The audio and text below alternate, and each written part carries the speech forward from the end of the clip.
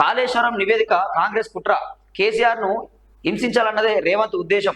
రాజకీయ దురుద్దేశంతో ఏర్పాటు చేసిన కమిషన్ల నివేదికలు న్యాయస్థానంలో నిలబడవు.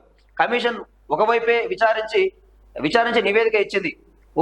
ఉమాభారతి లేఖలోని విషయం దాచారు. తుమ్మిడేటి వద్ద నీరు లేకపోతే డిపిఆర్ ను సిడబ్ల్యూసి ఎలా ఆమోదించింది? అసెంబ్లీలో చర్చ పెట్టండి, సమాధానం చెప్తాం.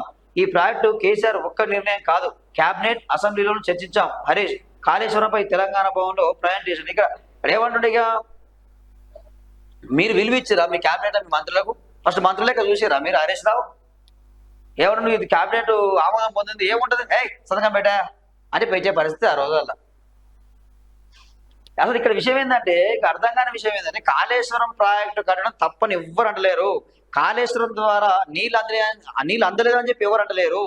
ఇక్కడ విషయం ఏంది, కాళేశ్వరం అనే ప్రాజెక్టుని మీరు అడ్డు పెట్టుకొని దానికి ఒక ప్రత్యేక కార్పొరేషన్ ఏర్పాటు చేసుకొని దానికి రుణాలు తీసుకొచ్చి అందరు ఈఎన్సీలు, ఈసీలు, కాంట్రాక్టర్లు, మంత్రులు, ఆర్థిక మంత్రిగా ఉన్న ఈటల రాజేందర్ అయితేంది, ఇక్కడ నీటిపారుదల శాఖ మంత్రిగా ఉన్న హరీష్ రావు అయితేంది, ముఖ్యమంత్రి ఉన్న కేసీఆర్ అయితేంది, వీళ్ళందరూ కూడా అప్పుడున్న ఐఏఎస్లు అయితేంది, ఐపీఎస్లు అయితేంది, అందరూ కూడా వేల కోట్లలో లక్షల కోట్లలో ఆస్తులు కూడగొట్టుకురు, అక్రమంగా దోసుకున్నారు, పందికొక్కు లెక్క దోసుకురు.